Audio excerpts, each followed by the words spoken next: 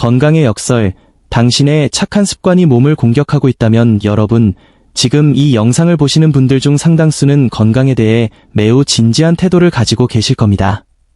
아마 식탁 위에 견과류 통 하나쯤은 놓여 있을 것이고, 그 중에서도 브레인푸드라 불리는 호두는 빠지지 않는 필수 항목일 테죠. 여러분은 과학적 연구 결과를 믿습니다. 호두를 먹음으로써 혈관의 탄력을 유지하고 뇌세포의 사멸을 늦추며 노화라는 거대한 파도에 맞서 방어벽을 쌓고 있다고 확신하실 겁니다. 하지만 제가 오늘 전해드릴 이야기는 조금 충격적일 수 있습니다. 우리가 절대적인 건강식이라고 믿어 의심치 않았던 이 강력한 식품이 특히 60세라는 전환점을 지난 신체에서는 전혀 다른 방식으로 작동할 수 있다는 사실입니다. 단순히 호두가 몸에 좋다는 일반적인 상식은 20대나 40대에게는 정답일 수 있습니다. 하지만 60세가 넘으면 우리 몸의 내부 화학 공장은 운영 규칙을 완전히 바꿉니다. 위산의 농도, 장내 미생물의 생태계, 간의 해독 속도, 그리고 무엇보다 우리가 매일 복용하는 약물과의 상호작용까지 모든 환경이 변합니다. 이것은 호두라는 식재료의 잘못이 아닙니다. 우리 몸에 변화된 매뉴얼을 읽지 못한 우리의 별표 무지 별표가 문제입니다. 선의로 가득 찬 여러분의 매일 한 줌의 호두가 사실은 췌장에 보이지 않는 스트레스를 주고 있거나 공들여 챙겨 먹는 고혈압 약의 흡수를 가로막아 혈관을 위험에 노출시키고 있다면 어떨까요? 혹은 몸속에서 소리 없는 염증의 불씨를 지피고 있다면요? 저는 지난 30년간 수천 명의 시니어 환자들을 돌보며 한 가지 안타까운 패턴을 발견했습니다. 바로 남들이 좋다고 해서 유튜브에서 슈퍼푸드라고 해서 시작한 습관이 오히려 건강을 해치는 부메랑이 되어 돌아오는 경우입니다. 오늘 이 시간 저 브라이언 콜드웰 박사와 함께 여러분의 건강 상식을 완전히 재정립해 보겠습니다. 호두를 단순한 간식으로 보는 시각에서 벗어나 내 몸에 바뀐 규칙에 맞게 설계된 정밀 의료 수준의 섭취법을 배워보시기 바랍니다. 첫 번째 실수, 양의 함정과 노년기 대사의 냉혹한 진실. 우리는 흔히 좋은 것은 많을수록 좋다는 다다익선의 논리에 익숙합니다. 마트에서 호두를 대용량으로 구매하고 건강을 생각한다며 요거트에 한가득, 샐러드에 한 움큼, 그리고 TV를 보며 습관적으로 손을 뻗어 호두를 집어먹습니다. 하지만 임상의학적 관점에서 볼 때 60세 이후에 이런 아낌없는 섭취는 매우 위험한 도박이 될 수 있습니다. 1. 근육의 상실과 기초대사량의 배신. 가장 먼저 이해해야 할 단어는 사르코페니아, 사어코퍼니어, 즉 노인성 근감소증입니다. 슬프게도 60세를 넘어서면 우리 몸의 근육은 매년 눈에 띄게 줄어듭니다. 근육은 우리 몸에서 에너지를 태우는 가장 큰 용광로입니다. 이 용광로의 크기가 줄어들면 여러분의 기초대사량, BMR은 청년기에 비해 20에서 25%까지 곤두박질 칩니다. 이 상태에서 호두의 칼로리 밀도를 보십시오. 호두는 100g당 약 650kcal에 달하는 초고열량 식품입니다. 우리가 흔히 먹는 한 줌, 약 28g, 만 해도 185kcal입니다. 밥반 공기에 해당하죠. 대사율이 떨어진 상태에서 무심코 먹는 호두 3줌은 여러분의 몸에 에너지 과잉이라는 비상사태를 선포하게 만듭니다. 이 지방대사의 변화와 내장 지방의 축적. 호두에 들어있는 불포화 지방산은 분명 착한 지방입니다. 하지만 아무리 착한 지방이라도 에너지로 연소되지 못하면 결국 우리 몸의 가장 취약한 곳, 바로 내장 사이사이의 별표, 아디포스 조직, 지방 조직, 별표로 쌓이게 됩니다. 제가 치료했던 74세의 로버트 C 사례를 다시 깊이 들여다보겠습니다. 그는 건강을 위해 설탕과 가공식품을 완벽히 끊었습니다. 그런데도 허리둘레는 계속 늘어났고 만성피로에 시달렸죠. 원인은 저녁마다 드시던 호두 한 대접이었습니다. 약 500에서 600kcal의 지방을 소화하기 위해 그의 간과 췌장은 밤새 쉬지 못하고 가동되었습니다. 결국 연소되지 못한 지방산은 인슐린 저항성을 높이고 전신의 미세한 저강도 염증을 유발했습니다. 이것이 그가 느꼈던 만성피로의 실체였습니다. 3. 소화 효소의 노화. 췌장과 담낭의 비명지방을 소화하기 위해서는 췌장에서 나오는 리파아제와 담낭에서 나오는 담즙이 필수적입니다. 하지만 60세 이후에는 이 효소들의 분비량이 급격히 줄어듭니다. 젊을 때는 호두 한 봉지를 먹어도 거뜬했지만 이제는 소화되지 못한 지방 성분이 장내에 오래 머물며 이상 발효를 일으킵니다. 이 과정에서 가스가 차고 복부 팽만감이 생기며 심한 경우 지방변이나 설사가 발생합니다. 요즘 이상하게 속이 더부룩하다고 느끼셨다면 여러분이 정성껏 챙겨 먹은 그 호두가 범인일 확률이 매우 높습니다. 결론적으로 60세 이후의 호두 섭취는 보충제처럼 접근해야 합니다. 밥처럼 먹는 것이 아니라 하루에 딱 1온스, 약 7쪽 내에 라는 정밀한 용량을 지켜야 합니다. 이 작은 양만으로도 여러분의 뇌를 보호하고 혈관 염증을 낮추는데 필요한 성분은 충분합니다. 그 이상은 보약이 아니라 독이 될 수 있음을 명심하십시오. 소화의 기계학. 예전처럼 호두를 처리하지 못하는가? 우리는 음식을 먹을 때 입안의 즐거움만 생각하지만 몸 안에서는 복잡한 화학 공정이 일어납니다. 특히 호두와 같은 고지방, 고식이섬유 식품은 소화기관에 상당한 에너지를 요구합니다. 60세가 넘으면서 우리가 겪는 가장 큰 변화 중 하나는 이 소화의 기계학이 노후화된다는 사실입니다. 1. 이산 분비 저하와 위 배출 지연 노화가 진행되면 이벽세포의 기능이 떨어지면서 이산 분비가 감소합니다. 이를 저산증이라 부르는데 이는 단백질과 지방의 1차 분해 속도를 현격히 떨어뜨립니다. 호두의 단단한 조직이 위 안에서 충분히 유화되지 못하면 위장은 이 거친 덩어리를 십이지장으로 내려보내지 못하고 계속 붙잡아 둡니다. 이것이 바로 여러분이 호두를 먹은 후 몇 시간이 지나도 명치가 답답하고 소화가 안 된다고 느끼는 근본적인 이유입니다.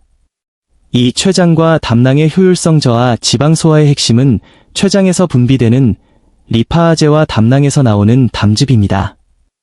60세 이후에는 췌장 효소의 활성도가 젊은 시절의 60에서 70% 수준으로 떨어집니다. 담낭 역시 담즙을 저장하고 분사하는 탄력이 약해집니다. 기름진 호두가 12지장에 도달했을 때 이를 분해할 효소가 적절히 공급되지 않으면 지방은 흡수되지 못한 채 장을 통과합니다. 이 과정에서 장내 유해균이 이 지방을 먹이로 사막가스를 발생시키고 장 점막을 자극하여 만성적인 염증 상태를 유발할 수 있습니다. 3. 솔루션. 정밀 섭취와 조리법의 지혜. 그렇다면 어떻게 해야 할까요? 핵심은 별표 전처리와 타이밍 별표입니다. 소화력이 약한 분들은 호두를 생으로 먹기보다 살짝 볶거나 물에 불려 드시는 것이 좋습니다. 물에 불리는 과정에서 효소 억제제가 제거되어 소화가 훨씬 수월해집니다. 또한 호두를 먹을 때는 반드시 꼭꼭 씹어침 속에 아밀라아제와 물리적 분쇄 과정을 충분히 거쳐야 이장의 부담을 덜어줄 수 있습니다. 호두는 단순한 간식이 아니라 이장의 컨디션을 살피며 투입해야 하는 정밀한 영양 폐기물 잊지 마십시오. 약물의 화학적 충돌. 당신의 처방전을 무력화하는 한 줌의 호두. 대부분의 60대 이상 성인들은 혈압, 당뇨, 갑상선 등 한두 가지 이상의 약물을 복용하고 계실 겁니다. 의사는 약을 처방하며 식후에 드세요.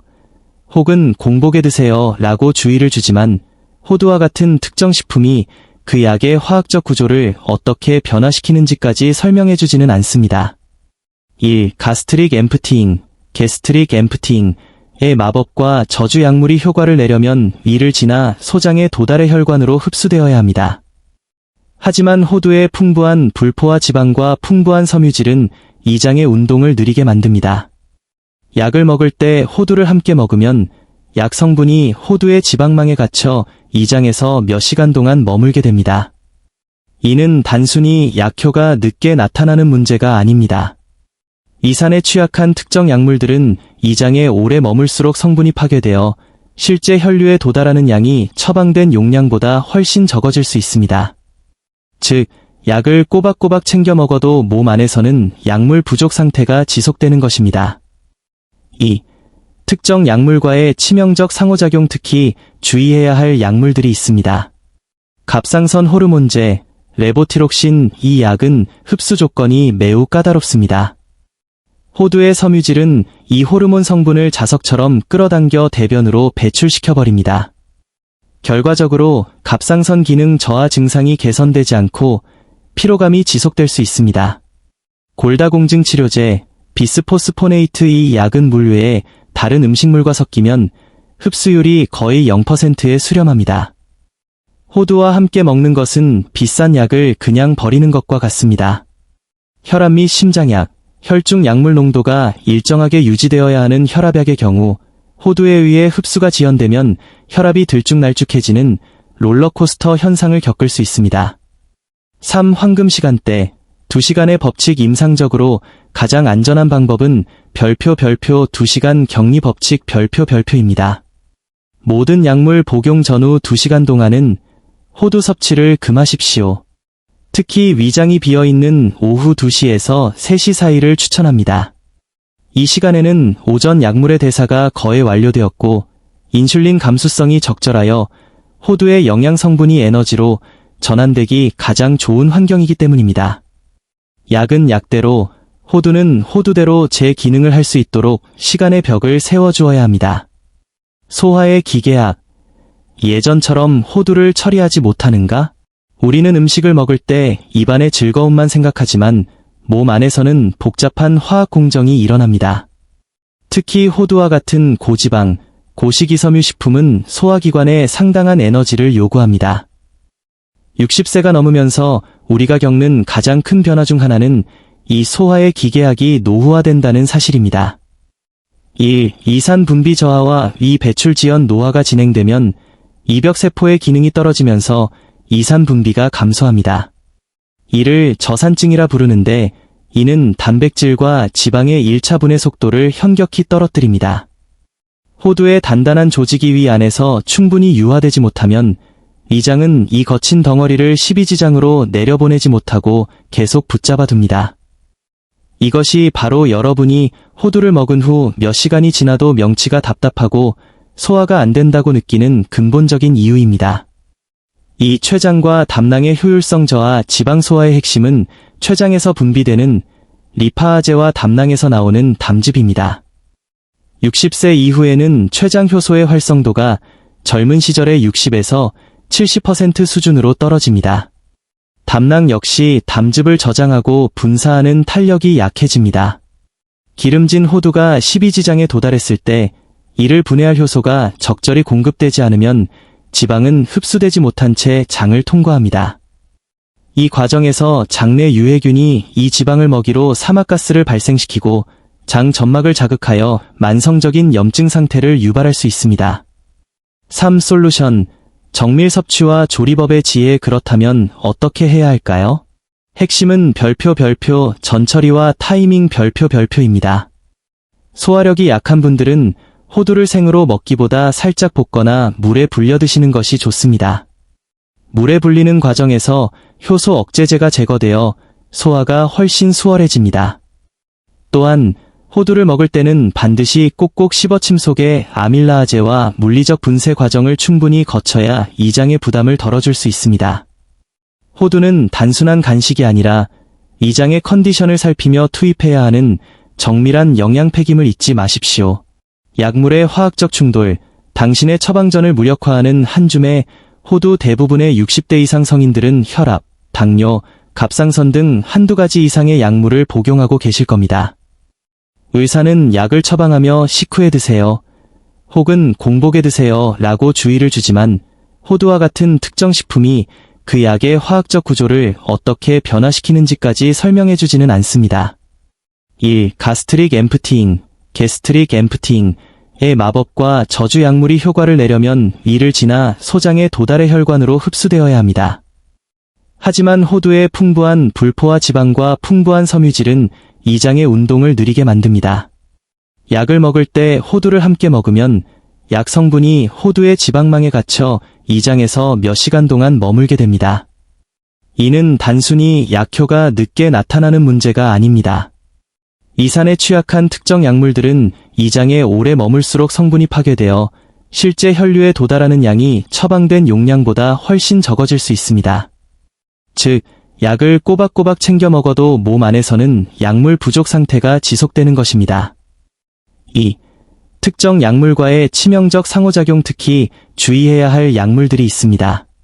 갑상선 호르몬제, 레보티록신. 이 약은 흡수 조건이 매우 까다롭습니다.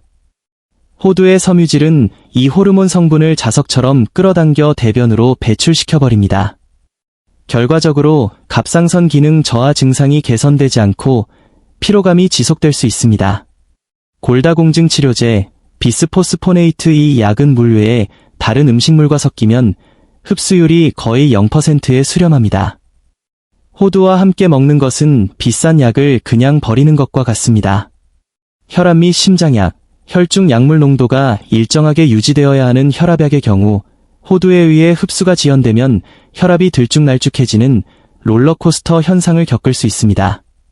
3. 황금 시간대, 2시간의 법칙. 임상적으로 가장 안전한 방법은 별표 2시간 격리 법칙. 별표입니다. 모든 약물 복용 전후 2시간 동안은 호두 섭취를 금하십시오. 특히 위장이 비어있는 오후 2시에서 3시 사이를 추천합니다. 이 시간에는 오전 약물의 대사가 거의 완료되었고 인슐린 감수성이 적절하여 호두의 영양 성분이 에너지로 전환되기 가장 좋은 환경이기 때문입니다. 약은 약대로, 호두는 호두대로 제 기능을 할 수 있도록 시간의 벽을 세워주어야 합니다. 보이지 않는 살인자, 산패된 지방의 화학적 역습. 우리는 흔히 유통기한이 지나거나 곰팡이가 피어야만 음식이 상했다고 생각합니다. 하지만 호두와 같은 견과류는 훨씬 더 은밀하고 위험한 방식으로 부패합니다. 바로 별표 산화, 악서데이션, 별표입니다. 호두가 슈퍼푸드로 불리는 이유는 오메가-3불라는 다가불 포화지방산이 풍부하기 때문인데, 역설적이게도 이 지방산은 화학 구조상 매우 불안정하여 외부 자극에 취약합니다. 1. 자유 라디칼의 생성과 산화 스트레스. 호두가 빛, 열, 산소에 노출되면 그 안에 미세한 지방 분자들이 깨지면서 자유 라디칼이라는 공격적인 분자를 형성합니다. 이것이 바로 우리가 산패라고 부르는 과정입니다. 산패된 호두를 먹는 것은 단순히 맛이 없는 음식을 먹는 문제가 아닙니다. 체내로 들어온 산패된 지방은 혈관 내벽을 공격하고 세포막을 파괴하며 DNA에 손상을 입힙니다. 이를 별표 산화 스트레스. 별표라고 부릅니다.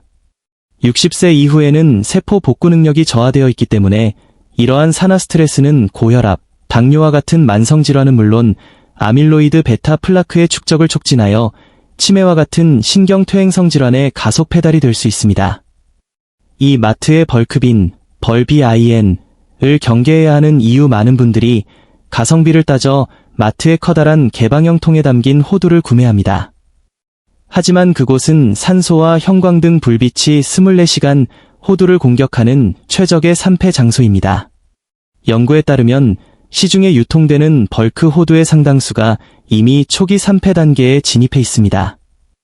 여러분이 호두를 씹었을 때 느껴지는 미세한 쩐내나 혀끝을 찌르는 듯한 씁쓸한 맛은 자연의 맛이 아니라 당신의 몸을 공격할 준비가 되었다는 화학적 경고음입니다. 3. 생명을 지키는 보관의 기술, 냉장과 차단의 법칙. 이제 호두를 대하는 관점을 바꾸십시오. 호두는 식재료가 아니라 신선식품입니다.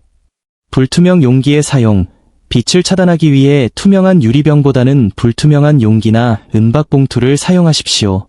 산소 흡수제와 밀폐, 공기와의 접촉을 최소화해야 합니다. 가능하면 진공 포장기를 사용하거나 지퍼백의 공기를 완전히 빼서 보관하십시오. 냉동실이 정답입니다. 상온 보관은 단 일주일 만에 산패를 가속화합니다. 냉장실에서는 6개월, 냉동실에서는 1년까지 그 영양학적 가치를 온전히 보존할 수 있습니다. 호두의 세포벽은 냉동에도 파괴되지 않으므로 맛과 영양을 모두 잡는 유일한 방법입니다. 영양의 밸런스 게임, 시너지인가, 상쇄인가? 건강에 관심이 많은 시니어분들은 호두 외에도 다양한 영양제를 챙겨 드십니다. 하지만 우리가 놓치고 있는 사실은 우리 몸이라는 화학 실험실 안에서 호두의 성분들이 다른 영양소들과 치열한 주도권 싸움을 벌인다는 점입니다.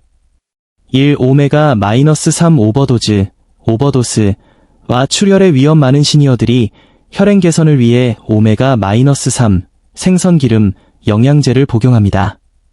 여기에 건강에 좋다는 연어 식단과 호두 한 줌까지 더해지면 어떻게 될까요? 호두의 알파리놀렌산, ALA은 체내에서 혈액을 묽게 만드는 항응고 작용을 합니다.